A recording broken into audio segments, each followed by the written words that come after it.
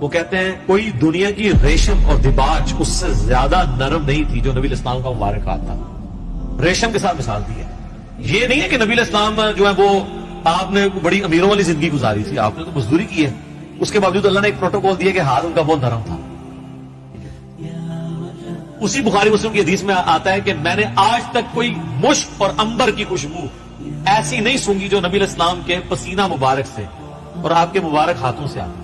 مسلم شریف میں حدیث ہے کہ ایک صحابی کہتے ہیں میں چھوٹی عمر کا تھا تو حضور نے ایک دفعہ میرے ہاتھ اپنا ہاتھ مبارک میرے سر پہ پھیرا, تو کہتے ہیں مجھے لگتا ہے کہ آپ علیہ السلام نے ہاتھ مبارک کسی عطر دان سے نکال کے میرے سر پہ پھیرا ہے, اتنا خوشبودار تھا. تو آپ علیہ السلام کے پسینے سے خوشبو آتی تھی. بخاری مسلم دونوں میں حدیث ہے کہ ام سلیم کہتی ہیں کہ نبی الاسلام ایک دفعہ سوئے ہوئے تھے تو آپ کو سوتی ہوئی حالت میں بہت پسینہ آتا تھا. وہ ایک کھلے برتن کی وہ لے کے آئیں گے, ایک کھلا برتن, اور نبی اسلام کے مبارک پسینے کو انہوں نے جمع کیا. حضور کی آنکھ کھل گئی, آپ فرمائے یہ کیا؟ ان کا جی اس طرح آپ کا پسینہ انتہائی خوشبودار ہے, ہم اس کو خوشبو کے طور پہ اپنی خوشبو میں ملا کے استعمال کرتے ہیں, اپنی خوشبو میں بھی خوشبو کرنے کے لیے. اور مسلم شریف کی ایک حدیث میں ہے کہ ایک عورت آئی کہ میری بچی کی شادی ہے تو میں آپ کا پسینہ لینے کے لیے, ٹھیک ہے, خوشبو کے طور پہ. اچھا, وہ بخاری مسلم کی اس حدیث میں ام سلیم نے جب یہ جواب دیا تو حضور نے فرمایا تم نے اچھا کام کیا, یعنی آپ نے اس کی تعریف کی. پسینہ مبارک آپ کی تو ہر چیز ہی جناب کمال ہے, تو کس کس بات کا ذکر کیا جائے, میں گھنٹوں اس پہ فی البدی کئی احادیث بیان کر سکتا ہوں آپ کے تبرکات کے اوپر. صحیح مسلم میں حدیث ہے نبی الاسلام فجر کے بعد سخت سردیوں میں بھی جب نکلتے تو مدینے کے لوگوں نے اپنے غلام باہر کھڑے کیے ہوتے برتن اٹھا کے, آپ علیہ السلام ایک ایک برتن میں اپنا ہاتھ ڈالتے جاتے تھے برکت کے لیے. بخاری مسلم میں کتنی حدیثیں ہیں کہ نبی علیہ السلام وضو کر کے جب فارغ ہوتے تھے تو صحابہ کرام آپ کے وضو کا پانی اپنے چہرے پہ ملتے تھے. وہ ایک تشت میں آپ کو وضو کروایا جاتا تھا نا ایک برتن کے اندر, اس سے, اور جس کو نہیں ملتا تھا وہ دوسرے سے لے کے مال لیتا تھا برکت کے. ظاہر ہے وہ تو برکت ہی ہے. یہ تو چھوڑ دیں, تھوک مبارک کی کیا برکت ہے. بخاری مسلم دونوں میں حضرت علی کو اشوب چشم تھا غزوہ خیبر کے موقع پر, حضور نے جب بلایا ان کی تو آنکھیں بھی نہیں کھل رہی تھی, آپ نے مبارک لعاب لگایا تو شفا ہوگی. اشوب چشم ایک وائرل ڈیزیز ہے سر, میں اس کو بھگت رہا ہوں. 2016 میں ہوئی, 2020 ہو گئے, میری آنکھیں دوبارہ ریکور نہیں اس طرح ہو سکی. تو ایک لمحے میں جناب اشوب چشم ختم ہو جائے, کیا ہی بات. پھر آپ نے مبارک ہاتھوں سے زیرہ باندھ کے تو خیبر کے لیے روانہ کیا, آپ کی مبارک تھوک کی برکت. اس طرح بخاری مسلم میں کئی حدیث ہیں کہ آپ نے اپنا نواب دان کسی کنویں میں ڈالا ہے, پانی اوپر آ گیا. کھانے میں ڈالا ہے, کھانا 10 بندوں کا تھا, 300 بندوں نے کھا لیا ہے, اور اتنے کا اتنا ہے, کام ہی نہیں ہو رہا. تھوک مبارک کی برکت, ہاتھ مبارک کی برکت. بخاری مسلم میں آتا ہے کہ صلح حدیبیہ کے موقع پر سارے لوگوں سے پانی تھوڑا بڑا جمع کر کے ایک کٹورا جمع ہوا, نبی الاسلام نے اپنا ہاتھ اس میں رکھا, اس میں سے پانی کے چشمے نکلے.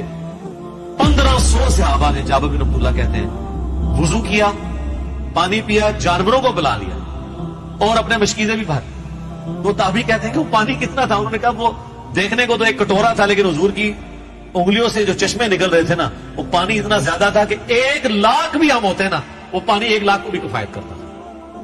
تو آپ کے مبارک ہاتھوں کی برکت تھی. صحیح بخاری میں آتا ہے ایک صحابی کی پنڈلی ٹوٹ گئی, نبی الاسلام فرمایا ٹانگ سیدھی کر, اپنا ہاتھ پھیرا. وہ کہتے ہیں اللہ کی قسم اس طرح ہوگی کبھی ٹوٹی نہیں تھی. حالانکہ سر پنڈلی ٹوٹ جائے نا, اس کا کیورنگ پیریڈ 6 سے 8 ہفتے ہے اور سالوں اس کی احتیاط چلتی ہے, آپ دوبارہ نہیں وہ باندھ سکتے. اور صحابی کہتے ہیں مجھے یاد بھی نہیں ٹوٹی تھی. معجزہ.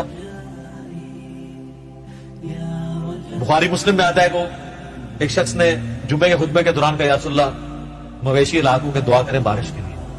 دعا کی, اسی ٹائم بارش شروع ہوئی, اگلے جمعے تک چل. اگلے جمعے وہی بندہ کھڑا ہو گیا کہ ہمارے گھر جو ہے وہ پانی ان پہ ٹپکنے لگے. آپ بس یہ دعا کریں کہ زمینوں پہ سائڈ پہ ہو, گھروں پہ نہ ہو.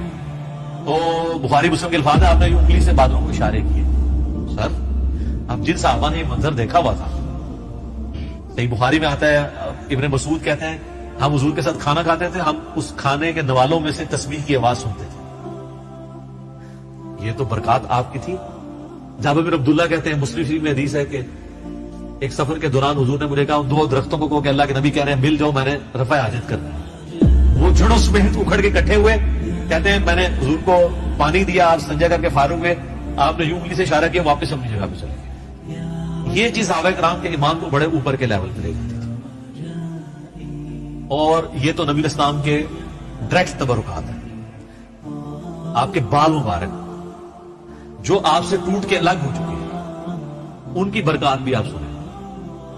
صحیح بخاری میں آتا ہے کہ ام سلمہ نے حضور کے چند بال نکالے ایک ڈبیا میں سے، صحابہ ملاقات کے لیے گئے ام المؤمنین سے، ان کا یہ حضور کے بال ہیں، اور جب بھی کوئی بیمار ہوتا ہے تو محلے میں سے مجھے پانی کا برتن بھیج دیتا ہے، ہم اس میں گھول کے دیتے ہیں، شفا ہو جاتی ہے حضور کی وفات کے بعد۔ اور بال مبارک تو پھر بھی جسم کا حصہ ہے، کرتا مبارک تو جسم کا حصہ بھی نہیں ہے، یہ تو الگ سے ایک چیز ہے نا۔ صحیح مسلم میں ہے کہ سروانی تیالسی جبہ اسما بنت ابی بکر نے حضرت عائشہ کی بڑی بہن نے نکالا اور کہا یہ رسول اللہ کا کرتا ہے، جس کے اوپر یہاں پہ گوٹ بھی لگی ہوئی تھی، کالے کلر کا تھا، بائی چانس آج میں نے بھی کالا کپڑے پہنے، یہ سنت ہے۔ تو وہ کہتی ہیں کہ حضرت عائشہ کی وفات کے وقت میں نے اپنی بہن سے یہ کرتا لے لیا اور حضور اسے پہنتے تھے، اور ہم اس کا دھون مریضوں کو شفا کے لیے دیں۔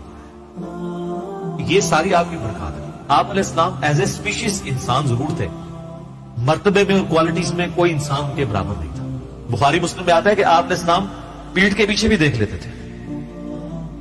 آپ نے فرمایا، بخاری مسلم کے الفاظ ہیں کہ اپنی صفیں سیدھی رکھا کرو اور نماز خضوع سے پڑھا کرو، اللہ کی قسم میں اپنے پیٹھ کے پیچھے سے بھی تمہیں دیکھ رہا ہوتا ہوں۔ یعنی حضور علیہ السلام کو پیچھے بھی نظر آتا تھا آنکھ کے بغیر۔ یہ معجزہ ہے، یہ اللہ نے آپ کی اسپیشل پروٹیکشن کی ہوئی تھی، آپ پہ وہ پیچھے سے بھی حملہ نہیں کر سکتا تھا، آپ ہر طرف 360 ڈگری کا آپ کو بھی ہر وقت نظر آتا تھا، یہ آپ کا معجزہ تھا۔ بخاری مسلم میں الفاظ ہیں، وہ کسوف کی نماز آپ نے پڑھائی سورج گرہن کی، آج بھی میرا لگا ہوا تھا ایک دو دن چلنا ہے، تو کسوف کی نماز پڑھائی تو آپ نے نماز کے دوران کچھ قدم آگے کیے، پھر یوں ہاتھ بڑھایا، پھر واپس کھینچ لیا۔ صحابہ نے کہا رسول آج آپ کو ایک عمل ایسا کرتے دیکھیں جو پہلے نہیں کرتے۔ آپ فرمایا کہ میں نے جب نگاہ اٹھائی تو میں نے جنت دیکھ لی، جنت 7 آسمانوں کے اوپر، اور اس میں میں نے انگوروں کا ایک گوشہ دیکھا، میں نے ارادہ کیا تمہارے لیے توڑ لوں، پھر تم کھاتے ہی رہتے، کیونکہ جنت کو فنا نہیں ہے، وہ اگر گوشہ نیچے آ جاتا نا ایسے ہی کھا رہے ہوتے۔ جی جنت کو موت نہیں ہے، جنت میں آپ جب کھائیں گے کھا کے فارغ ہوں گے پھر وہاں ایک گوشہ ہونا چاہیے۔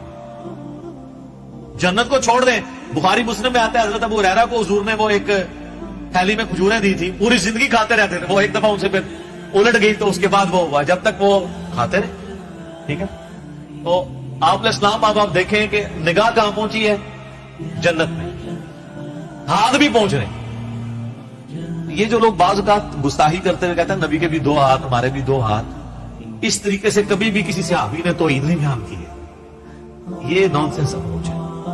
آپ ایک بات طریقے سے بیان کریں جو حدیث میں آئی ہے کہ میں بھی ایک انسان ہوں، اللہ کا قاصد قریب ہے، میرے پاس آئے موت کا فرشتہ اور میں بھی چلا جاؤں، جو غدیر خم کے شروع میں آتی ہے۔ اس طریقے سے سیدہ صاحب کی حدیثیں جو بخاری مسلم میں آتی ہے، میں بھی ایک انسان ہوں، جس طرح تم بھولتے ہو میں بھی بھول جاتا ہوں۔ اب یہ الفاظ استعمال کریں۔